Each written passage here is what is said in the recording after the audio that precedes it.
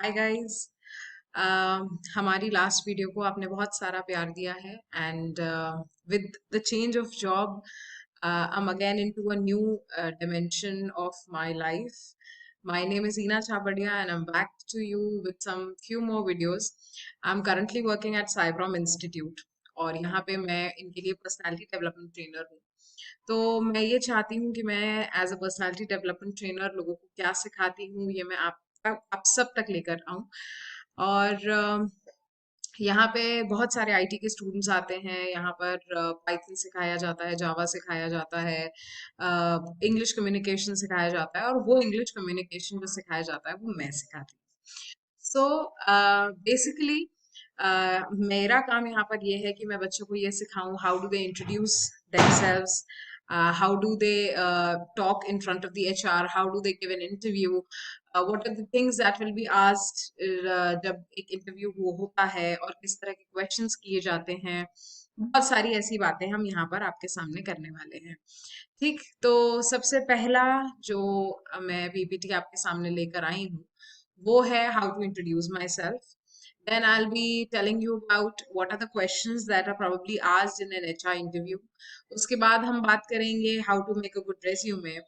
Then we'll be talking about the cover letter. Then we will be talking about what kind of speaking exercises that you can do when you're in a group, or what should you practice to make your communication more stronger. So basically, let's get started.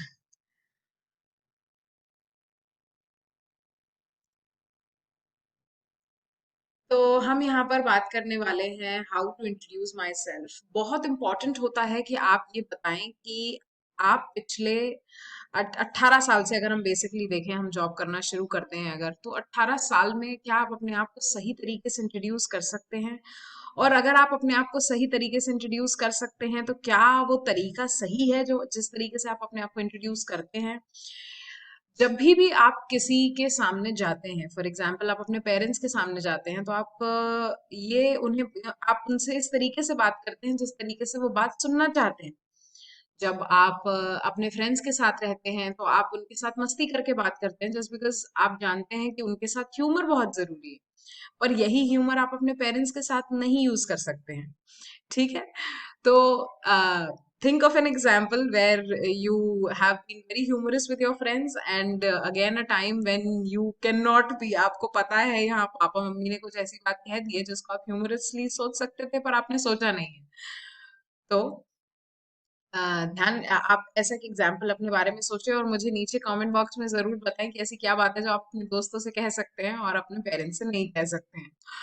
Okay, coming back to how to introduce yourself. How to introduce yourself basically एक बहुत बड़ा question होता है।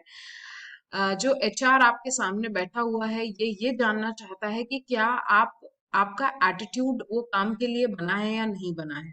क्या आपका तरीका, क्या आप एक फर्म इंसान है या आप एक फ्लेक्सिबल इंसान है, आपका एटीट्यूड आपके पर्टिकुलरली काम के बारे में क्या कहता है, ये सारी बातें how to introduce yourself से शुरू होती हैं। और सबसे पहला ही सवाल होता है how do you introduce your self. या सबसे पहले ही जब आप जाते हैं तो एचआर आपसे यही पूछते हैं कि भाई आप क्या काम करते हैं। ठीक है, तो हम शुरू करते हैं। My name is Eena Chhabria and I am here in front of you talking about a few questions that you will be appearing in your HR interview. So let's get started. सबसे पहला जब सवाल करा जाता है tell me about yourself, इसके पीछे दो एजेंडाज होते हैं। सबसे पहला एजेंडा होता है your attitude towards your work. सामने वाला ये जानना चाहता है कि क्या आपका काम करने का एटीट्यूड है या नहीं है, first. Second, the sole purpose of him asking you this question is to see your attitude, and the other is what can you contribute to the company, or can you contribute to the company? Are you good enough to contribute to the company? So, coming up to the next slide, what what do we have to do, हमें क्या करना चाहिए। सबसे पहला, जब आप बात करते हैं तो सामने वाले को इंटरेस्टेड रखें। आप अपनी बात से सामने वाले को हमेशा ऐसे बताएं कि what kind of a person are you a good interested kind of a person, you should be very enthusiastic when you should be talking about this. आपकी आवाज में, आपके पेस में पता चलना चाहिए कि हाँ भाई, ये इंसान जो है ये काम कर सकता है। ठीक। उसके बाद, they have hundred of students out there, how do you promise to be any different from others. उन आपके जैसे उनके पास बहुत सारे बच्चे हैं, तो आपके पास ऐसी क्या खास बात है जो वो आपको सिलेक्ट करें और उन्हें ना सिलेक्ट करें। ठीक। नेक्स्ट हो जाता है, हु आर यू। जब आप ये स्टार्ट करते हैं तो सबसे पहले you start with a formal greeting by saying good morning, good afternoon और good evening. If you meeting the person for the first time, you can wish him good morning. Apparently these are the rules of English. अगर आप किसी इंसान से पहली बार मिल रहे हैं तो आप उसे गुड मॉर्निंग विश कर सकते हैं। वरना अगर आप बिल्कुल सीधे जाना चाहते हैं तो आप उससे बोल सकते हैं good morning, good afternoon, good evening according to the time. Good morning होता है हमारा 12 बजे तक, 12 बजे से लेकर 4 बजे तक हमारा गुड आफ्टरनून, और 4 बजे के बाद हमारा good evening. And if it's late night, then अगर आपका इंटरव्यू चल रहा है और रात के 9 या 10 बज रहे हैं तो उसे गुड नाइट मत कहिएगा प्लीज। ठीक है। Make sure about these things. Next आ जाता है, make a good eye contact. Obviously when you talk to somebody, make a good eye contact. You should look very confident when you talk about things. Next आ जाता है, सामने वाले को थोड़ा सा हम यहाँ से प्लीज कर देंगे। हम कहेंगे thank you sir for this opportunity, my name is Eena छावड़िया फॉर एग्जाम्पल। उसके बाद मैं कहूंगी सम, जो इसमें कॉमन मिस्टेक्स लोग करते हैं, माई सेल्फ या मिस्टर, मिस, प्लीज इस तरह की चीजें ना करें। ये बहुत कॉमन मिस्टेक्स हैं, my name is mister etcetera etcetera etcetera.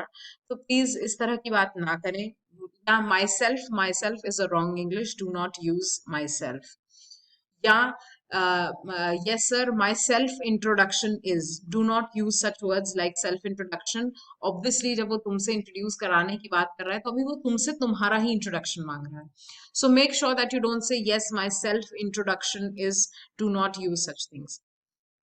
Coming to the next slide, why are you qualified?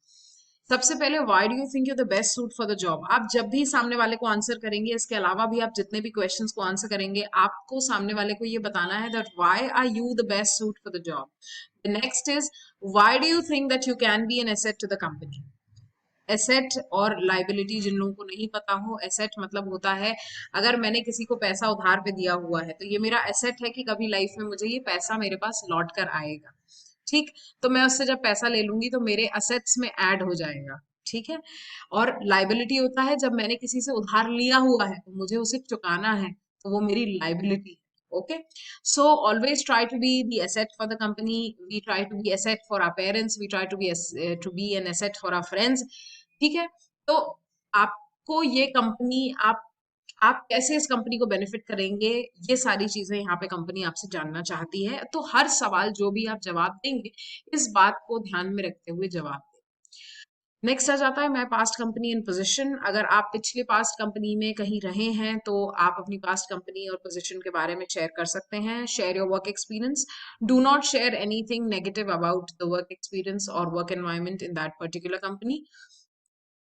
Try avoiding that.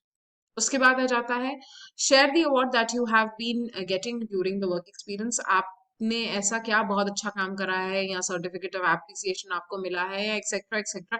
किसी भी तरह का अगर आपको वर्क एक्सपीरियंस हुआ हो और आपने उस वर्क एक्सपीरियंस के दौरान आपको कोई अवार्ड मिला हो, आप इस तरह की चीजों को जरूर मेंशन करें।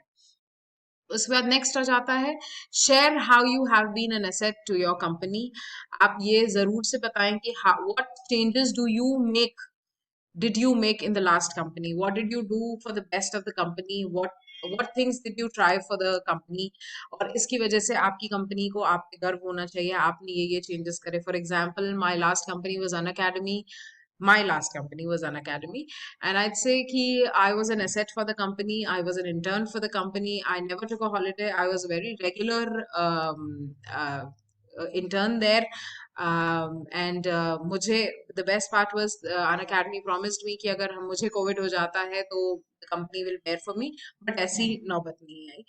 So I was very happy working with an academy. My last experience was at an academy. तो जब भी हम शुरू करेंगे तो हम सबसे पहले अपने पास्ट एक्सपीरियंसेस से जाएंगे। तो सबसे पहले my last work was at an academy, then it was at Sushasan Bhavan, and then it was at DPS. तो मैं सबसे पहला जो मेरा लास्ट काम रहा है, मैं सबसे पहले उन चीजों पे सबसे पहले जाऊंगी।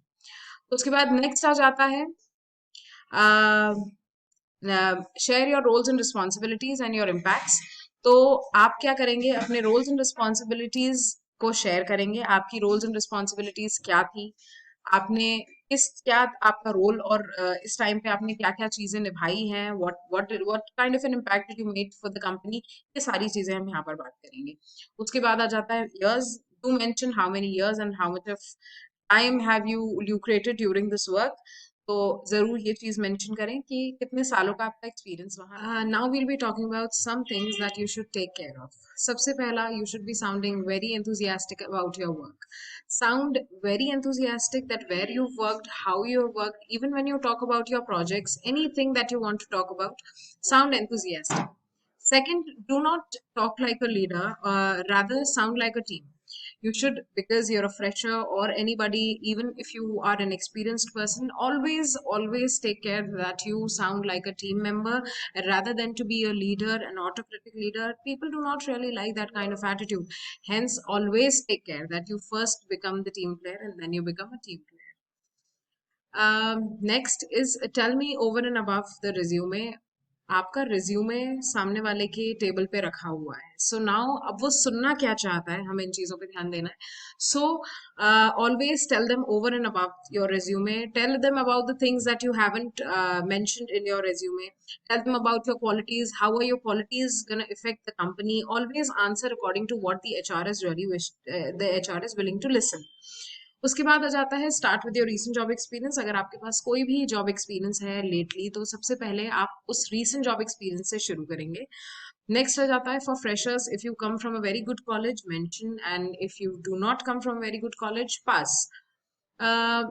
ऐसे कोई प्रॉब्लम नहीं है that you should not be mentioning about your college. You can always mention about your university at least, but take care if your college is a black mark college, do not mention the name of your college, rather than mention the name of the university. Do mention your extracurriculars, workshops, research projects. Mention them in your resume, as well as mention them while you are introducing yourself. And if not in the introduction, do tell them about all of that during the conversation when you have with the HR. Okay. So next is share the relevant skill set that you have during while having your training programs, courses, and other experiences. Always talk, when I say always talk over and above your resume, इसका मतलब यही है कि you should be talking about the things that include your training program, courses, and how are these relevant courses going to affect your skill set here in the company. अगर आप ये mention करो कि भाई मैं जो है मैं बहुत अच्छा चेस खेलता हूँ, तो क्या इस चीज की जरूरत एचआर को है कि एक चेस प्लेयर वहां पर हो? तो do mention skills that will affect the company. This is very impressive. आप किस तरीके के अपने स्किल सेट और क्वालिटीज को मेंशन करते हो, ये सारी चीजें होना बहुत इंपॉर्टेंट है। नेक्स्ट हो जाता है एनी आउटसाइड कोर्सेज और skills and awards.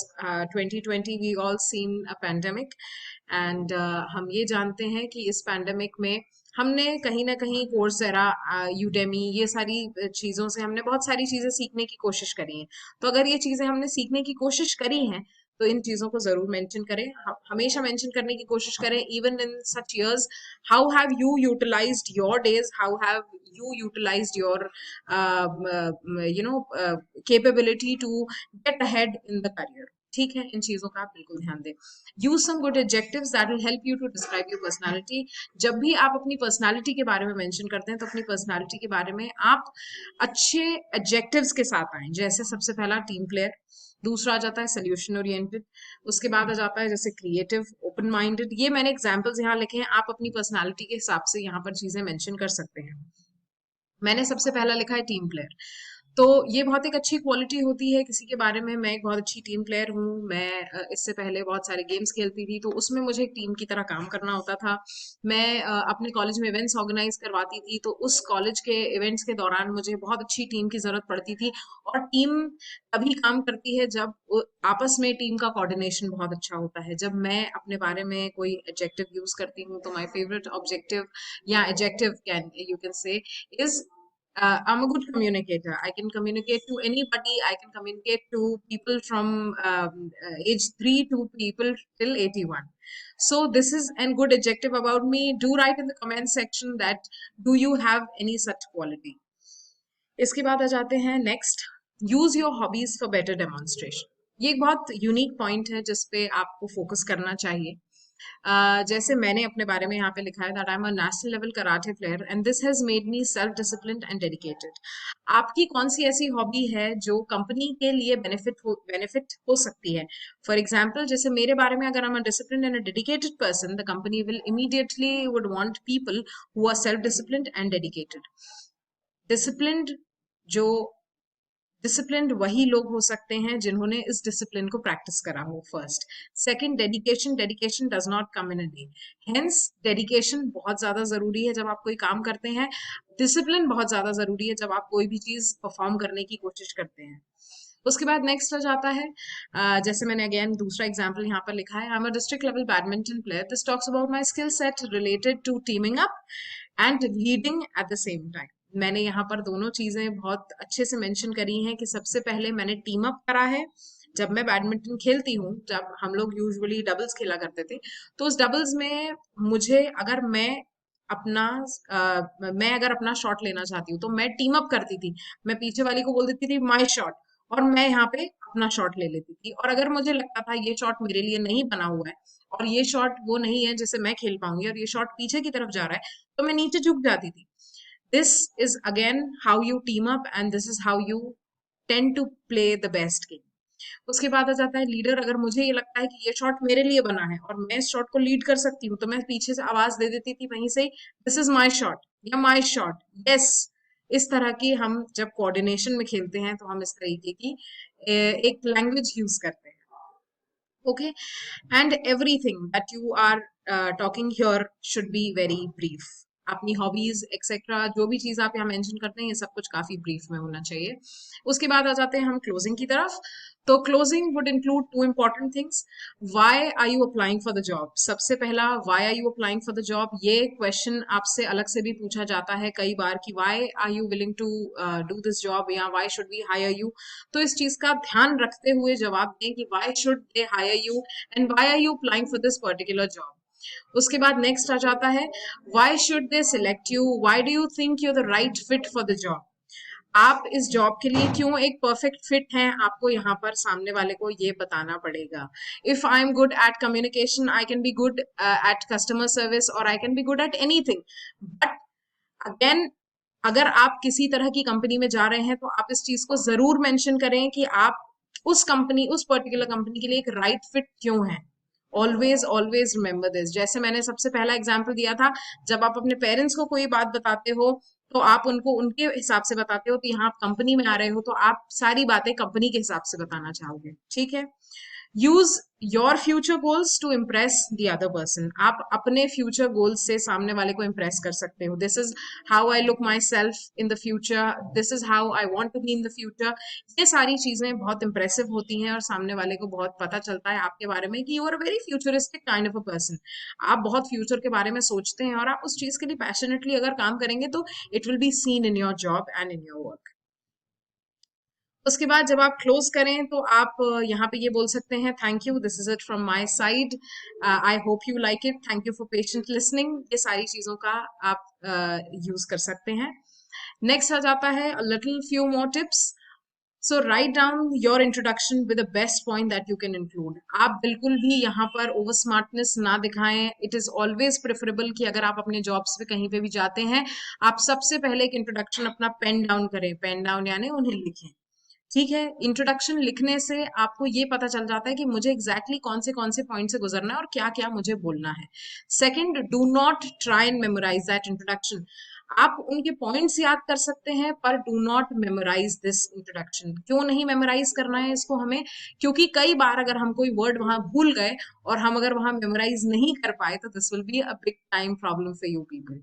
Okay, then again, do not worry about little grammatical mistakes, but make sure you practice well. सबसे ज्यादा जरूरी है कि आप इन चीजों की प्रैक्टिस करें, आप एक मिरर के सामने बोलें, आप एक मिरर के सामने बात करें, अपना इंट्रोडक्शन 10 से 15 बार वहां पर दोहराएं।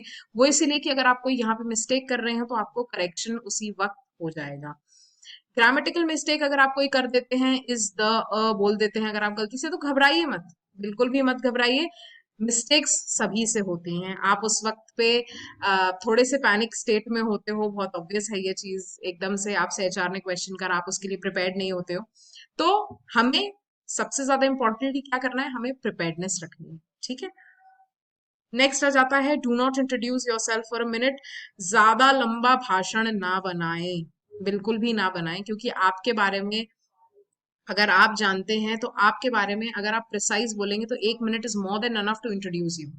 ठीक है, तो इस बात का ध्यान रखें। Look confident, smile, relax, use your hand gestures, sound exciting and enthusiastic. इन चीजों का बहुत ज्यादा ख्याल रखें। उसके बाद यहाँ पे एक फाइनल सैंपल मैंने आपको दिया हुआ है। सबसे पहले हम बात करते हैं ग्रीटिंग्स की, यानी good morning, good afternoon, good evening, जो भी। थैंक यू फॉर शॉर्टलिस्टिंग मी, या thank you for this golden opportunity, thank you so much for calling me.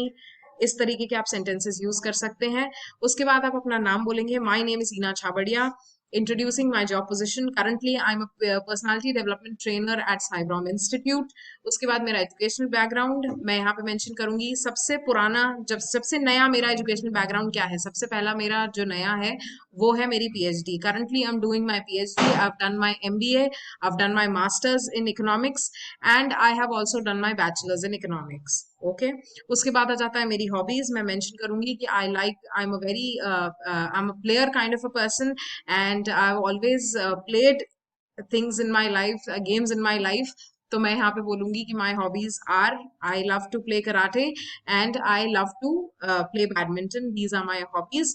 उसके बाद नेक्स्ट आ जाता है एडजेक्टिव यूज, कि भाई मेरे बारे में, this makes me a team player, this makes me this makes me that, this makes me a solution oriented person, इस तरह की बात करेंगे अपन।